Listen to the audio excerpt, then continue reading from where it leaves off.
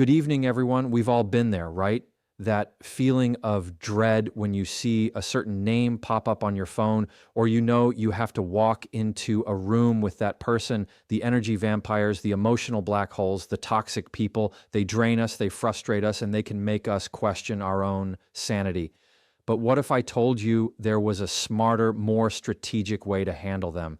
A way that doesn't just survive, but thrives. Because the goal isn't just to escape them, it's to disarm them. And the smartest way to deal with toxic people isn't to fight fire with fire, it's to become the water. Good evening, everyone. The first and most critical move you can make when faced with a toxic presence is to detach with love. This isn't some fluffy new age concept. It is a masterclass in strategic self-preservation. Most of us, when confronted by negativity or drama, instinctively fight back, retreat in anger, or try desperately to fix the situation. But what does that accomplish? It just gives them exactly what they want: your energy, your attention, your frustration. Detaching with love is a radical departure from this old losing strategy. It's an internal decision to recognize that their chaos is a reflection of their own internal world, not your value or your responsibility. It means you can see their struggle, you can even feel compassion for it, but you refuse to allow their storm to become your boat. The real power of this approach lies in understanding the why behind their behavior. Toxic individuals are often not monsters. They are simply people in immense pain, and that pain manifests as control, manipulation, or constant negativity. They've learned that by pulling others into their orbit of chaos, they get a feeling of control, a brief moment where they're not alone in their misery. When you react with anger, frustration, or a desperate need to help, you are, in essence, validating their destructive playbook. You are giving them the emotional fuel they crave. Detaching with love is about starving that fire. You're not giving them the anger or the tears they expect. You're not engaging in the back and forth. You are simply stepping away from the flame, knowing that it's not yours to extinguish. So, how do you do this practically? It starts with a quiet, firm decision to disengage. This means you stop trying to explain your feelings to someone who isn't listening. You stop offering solutions to problems they don't actually want to solve. You let their frantic messages sit unread for a while, or you respond with a calm, neutral tone. It's about building an emotional buffer zone. Imagine yourself standing on one side of a river and the toxic person is on the other. They can shout, they can throw rocks, but you've made the conscious choice not to get into the water. Your only job is to stand on your bank, secure and unbothered. It's an act of silent defiance. And this brings us to the love part of the equation, which is often the most misunderstood. Detaching with love doesn't mean you have to love the toxic behavior or even the person. It means you love yourself enough to not let their negativity poison your peace. It's a form of self-love that extends to them as a form of non-engagement. You can silently wish them peace and healing, and that sentiment frees you from the heavy baggage of resentment. Resentment is a poison you drink hoping the other person gets sick. By detaching with love, you put the cup down. You liberate yourself from the obligation to feel angry, to feel hurt, to feel responsible. It is the ultimate act of emotional freedom. Ultimately, this practice shifts the entire dynamic. It moves the focus from their actions to your reactions. It changes the narrative from "I am a victim of their behavior" to "I am the master of my own emotional state."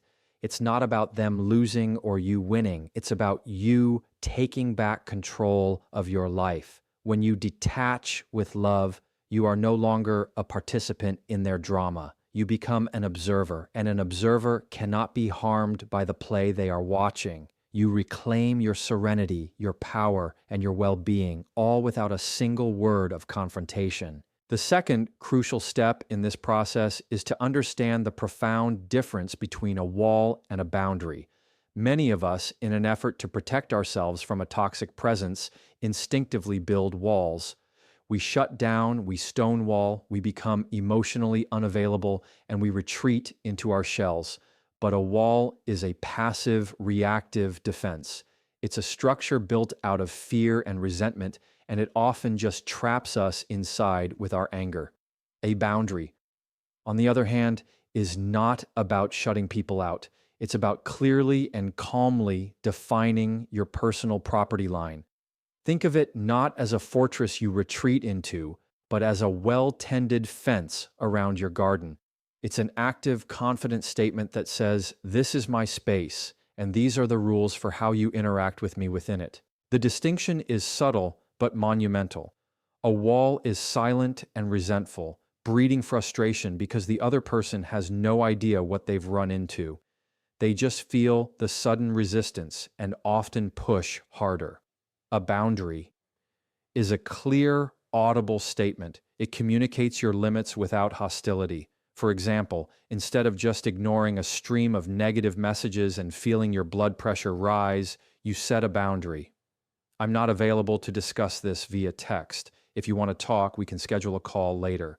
The first option leaves you in a state of silent dread. The second gives you power and agency. A wall says, "I can't deal with you." A boundary says, "I am choosing to deal with you on my terms." The magic of a boundary is that you don't need the other person's permission to set it. You are simply stating a personal policy, and the power is in the statement itself. The most effective boundaries are clear, E, calm, E, and consistent, E. Clear, as in no ambiguity. Calm, as in delivered without anger or emotion. It's just a simple fact. Consistent, because a boundary that isn't enforced isn't a boundary at all. It's a suggestion. For example, when a coworker tries to dump their problems on you at the end of the day, a calm boundary is, "I have to get this project finished, and I won't have time to talk about this today. I hope things work out." You don't get into an argument, you just state your limit and hold it. Now, be prepared for the inevitable. When you first start setting boundaries, a toxic person will often test them. They will push, they will whine, they will try to make you feel guilty for not giving them what they want. They've been used to having free emotional reign, and your new fence is an inconvenience. This is where your consistency becomes your superpower. You must become a broken record. They say, "You're being so cold." You calmly repeat, "This is what I need to do right now." They say, "You're not a good friend." You respond, "I'm sorry you feel that way, but I have to stick to my decision." You don't justify, you don't argue, you don't negotiate, you just hold the line. Ultimately, setting boundaries is the ultimate act of self-respect. It's a declarative statement that says, your peace, your time, and your energy are valuable. It teaches people how to treat you, not by demanding their respect, but by showing them what you will and will not accept. It takes the chaos of a toxic relationship and gives it structure. It's the difference between being a victim of someone's unpredictability and being the one who dictates the terms of the engagement. By building firm boundaries, you are not walling yourself off from the world. You are simply creating a space where you can live with integrity and peace. Using I statements instead of accusations is a simple but incredibly powerful shift in communication. Think about the difference between a head-on collision and a skilled martial arts maneuver. When you lead with an accusation, "You always make me feel like this," or "You never listen," you're essentially launching a direct attack. The other person's natural, immediate response is to defend themselves. They put up their shields, they find a flaw in your argument, and they prepare for a counterattack. The conversation instantly turns into a losing battle with both of you entrenched in your positions, neither willing to budge. Nothing is resolved. The tension simply escalates. An I statement, however, is a non-combative approach. It's an observation of your own internal experience. When you say, "I feel frustrated when the deadline is changed at the last minute," you're not telling them they are a frustrating person. You're simply stating a fact about yourself. It's much harder for someone to argue with how you feel. They can't say, "No, you don't feel frustrated." That statement would be absurd. This approach skillfully bypasses their defensive instincts. It shifts the focus from their character flaws to your emotional reality, making it a conversation about needs and feelings, not about blame. The beauty of this technique is its ability to create space for a productive dialogue. By sharing your feelings in a non-threatening way, you invite them to respond with empathy rather than hostility. It reframes the interaction from a personal attack to a shared problem that needs a solution. You can say, "I feel unheard when I'm interrupted," and it opens the door for them to say, "Oh, I didn't realize I was doing that." Instead of launching into a long list of reasons why they had to interrupt, it's about providing a clear window into your emotional state without using that window to throw stones. This also forces you, the speaker, to take ownership of your emotions. It prevents you from externalizing blame and makes you more mindful of your own reactions. Instead of simply reacting to their behavior, you are forced to articulate your own feelings. This act of self-reflection gives you a moment of control and clarity. It allows you to calmly express your frustration, disappointment, or hurt without it turning into an emotional outburst. You are essentially saying, "This is what is happening for me right now," which is an honest and direct form of communication that even the most toxic person will have a hard time fighting against. In a situation where a toxic person is thriving on drama and conflict, I statements are a form of de-escalation. You are choosing to not engage in their game of blame and finger-pointing. You are setting a boundary in real time, one that says, "I will not participate in a conversation built on accusations. I will, however, share my perspective calmly and respectfully." It is a testament to your emotional maturity and your commitment to your own peace. It transforms a potentially explosive interaction into a simple, straightforward exchange of information. It's a way of saying, "The problem isn't you.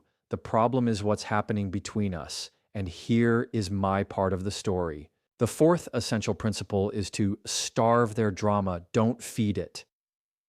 This is perhaps the most direct and effective strategy for disarming a toxic individual because it attacks them at their very core. A toxic person's primary currency is chaos. They thrive on conflict. They get a sense of purpose from being a victim, and they feel powerful when they can pull you into their emotional whirlpool. Think of it like this. They are an emotional vampire, and your frustration, your anger, and your tears are their lifeblood. The moment you react with the passionate, emotional response they crave, you are giving them exactly what they need to sustain themselves. The solution is to become emotionally uninteresting to them. Your goal is to be a dry well. This doesn't mean being rude or dismissive, but rather refusing to give them the dramatic reaction they are hoping for. When they try to pull you into a gossip session about a mutual friend, your response is a flat, "I'm not going to talk about that." When they throw a passive-aggressive comment your way, you respond with a simple, "Okay," and nothing more. When they text you a long, frantic message about a crisis, you read it and calmly reply, "I'm sorry you're going through that." You are not an audience for their performance. You are a polite but completely unengaged observer. This approach is so effective because it subverts their entire plan. They're expecting a big reaction, a fight, an argument, a tearful plea, and when they get nothing, it's like speaking into a void. Their energy has nowhere to go. It forces them to either find another audience or, in rare cases, to confront their own behavior. The key is to be a rock, not a sponge. Don't absorb their negativity. Don't mirror their anger. Just let it roll off you. Your silence and your lack of emotional response are a powerful nonverbal statement that says, "Your drama is not welcome here." This requires a tremendous amount of self-control. Our natural impulse is to defend ourselves, to explain, to justify our feelings. But in these situations, every word you speak is a potential new branch for their drama to cling to. By staying calm and non-reactive, you're not only protecting yourself, but you're also teaching them on a subconscious level that you are not a reliable source of emotional supply. It is a form of operant conditioning. They will eventually learn that they don't get a rise out of you, and they will go looking for an easier target. In the end, starving the drama is the fastest way to get a toxic person to leave you alone. It's a strategy of emotional non-compliance. By refusing to engage in their game, you deny them the very thing they need to play. You take away their power, not by fighting them, but by simply choosing not to play. It's a quiet victory that gives you back your peace and your sanity, one unfed, dramatic moment at a time. The fifth and final keynote is perhaps the most profound. Control your own emotional narrative. This is the ultimate act of reclaiming your power. When you're dealing with a toxic person, they're not just trying to annoy you. They're trying to write a story about you. In their narrative, you are the weak one, the problem, the one who is overreacting. They want to cast you in a role you didn't audition for. And if you react with anger, frustration, or sadness, you are essentially agreeing to play the part they've written for you. The key to escaping this is to become the sole author of your own story. You need to consciously reframe the situation. This isn't a defeat, it's a lesson. This isn't an attack, it's a test of your patience. When they say something hurtful, instead of internalizing it and letting it wound you, you can tell yourself a different story. This isn't about me. This is about their own pain and insecurity. Their behavior is a reflection of their character, not a measure of my worth. By changing the narrative in your mind, you disarm the toxicity at its source. You take away its power to hurt you. This also means you stop seeking their validation. A toxic person will often use praise as a tool for manipulation. They will give you just enough positive reinforcement to keep you hooked, to make you feel like if you could just do something different, you could get their approval. But when you control your own emotional narrative, you realize that their opinion is irrelevant. Your self-worth is not on their balance sheet. You are the only person who can truly validate yourself. You decide what kind of person you are, what kind of life you want to live, and how you will choose to feel. It is an active and ongoing process. Every time they try to pull you into their vortex, you have to consciously step back and rewrite the scene. They throw an insult, you write a scene where you smile calmly and refuse to engage. They create a dramatic scene, you write a chapter where you quietly walk away and take a deep breath.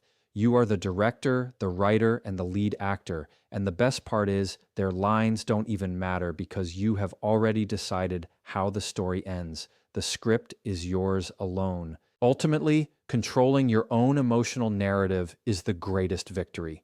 It's not about what they do to you, but about what you choose to do with their actions. It's the difference between being a victim of their behavior and being the master of your own destiny. You choose your feelings, your thoughts, and your actions. You are not at the mercy of their moods. You are in command of your peace. It's about building an inner world so strong and so serene that no amount of external chaos can ever truly shake it.